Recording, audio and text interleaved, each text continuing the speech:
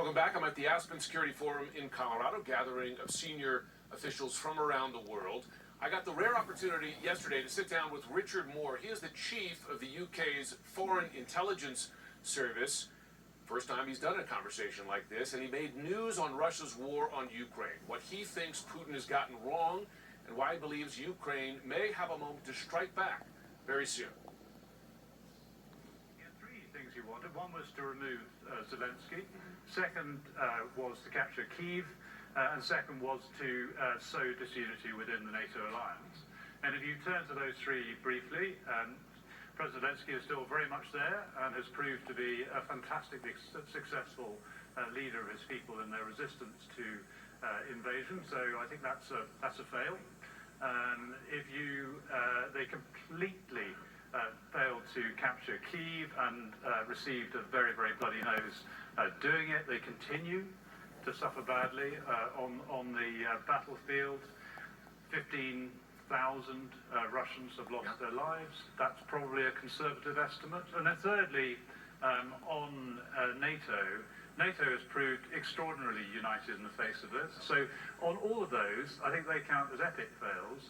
So I think he has suffered a strategic failure in Ukraine. It's obviously not over. He's obviously made, and the Russian forces have made, some incremental progress over recent weeks and months, but it's tiny amounts, and we're talking about a small number of miles of advance. And when they take a town, there's nothing left of it, Jim. Yeah. I mean, it is obliterated. So, and I think they're about to run out of steam. I think our assessment is that the Russians will increasingly find it difficult to supply manpower, material over the next few weeks. They will have to pause in some way. And that will give the Ukrainians opportunities to strike back. U.S., UK intel got a lot right about this invasion, even in the face of a lot of doubts from Europeans and even Ukrainians, at least in their public statements of the days prior to the invasion. How do you rate the performance of Russian intelligence in the lead up to this war and since then? If I reflect on our Russian counterparts, I mean, like the Russian military, I don't think they're having a great war. They clearly completely misunderstood Ukrainian nationalism. They completely underestimated the degree of resistance that the Russian military would face. And it was a sort of, I think as far as I can tell, a sort of toxic combination of them not really getting their intelligence right, but also intelligence services reflect the societies they serve. Now, I am answerable to democratically elected ministers, I'm answerable to parliamentarians, I'm answerable to judges over certain aspects of my work. It's a rather different system in Russia, and one thing that it doesn't pay is to speak truth to power. So I suspect some of the kind of reality of what they were about to encounter was just not being briefed up to Putin. Are Russia and China strategic partners now? For years, the way it was described was that it was more of a, not quite even a marriage, but a relationship of convenience where things overlap, they would work together. But do you see the two joining forces more deeply, but also for the longer term? Right. Well, Presidents Putin and Xi, when they met, they came up with this agreement, didn't they, with the term "no limits." That "no limits" is a ringing phrase, isn't it? That's a ringing phrase, and I think it pays. You know, when President Xi says these things, he means them, and we ought to listen hard.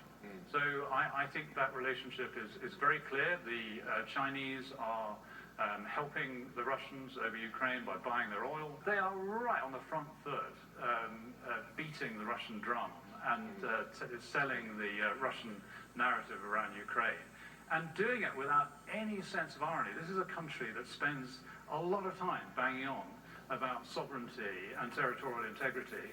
Here is the most egregious example of someone tearing that up in Europe, and Chinese keep on selling their snake oil around the world. So yeah, it feels pretty tight, but it's not an equal partnership, and Ukraine has made it less equal. Moscow is very much the junior partner, and the Chinese are very much in the driving seat. Are you reappraising China as a not just a competitor, but an adversary, a greater threat? MI6 has never had any illusions whatsoever about communist China. So I think there has been a growing recognition right across government and our societies of some of the threats that the Chinese pose to our societies. Is war inevitable?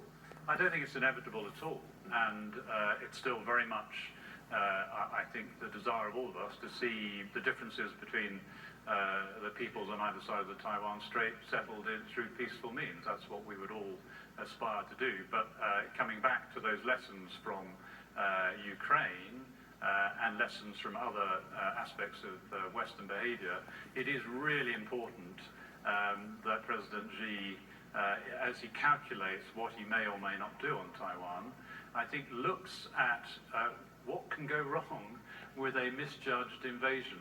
And we're seeing that played out. And I think it's important that we remind him of those risks. You speak about this theme often, the ambiguity inherent in relationships, that there are folks that you got to deal with folks in the middle.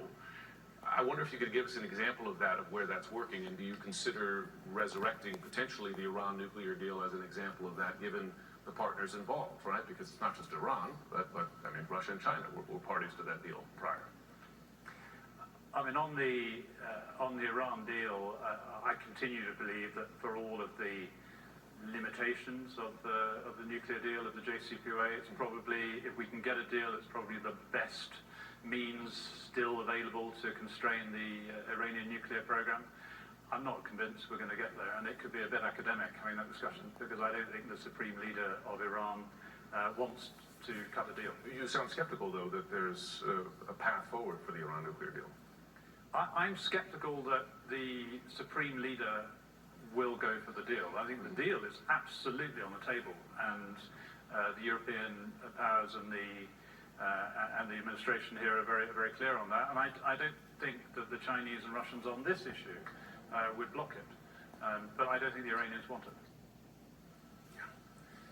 You know, Poppy, it's interesting listening to him there. He did not pull punches on really the three of the biggest threats we talk about. First of all, on Ukraine, saying that Russia's weak there, in effect, but calling out China for being a genuine threat, and at the end there, you know, kind of torpedoing what's a priority of the Biden administration, you know, resurrecting this Iran nuclear deal.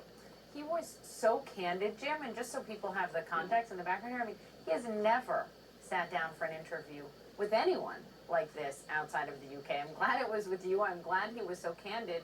But given how right British intelligence has been on the war in Ukraine, I wonder how big of a deal it is to hear him say Russia's running out of steam. That's our assessment. We're going to see it play out, right? And I'm going to speak to a U.S. official, Victoria Nuland, later this morning. I'm going to ask her if the U.S. feels the same. Yeah. All right. Great interview, Jim. Thanks very much.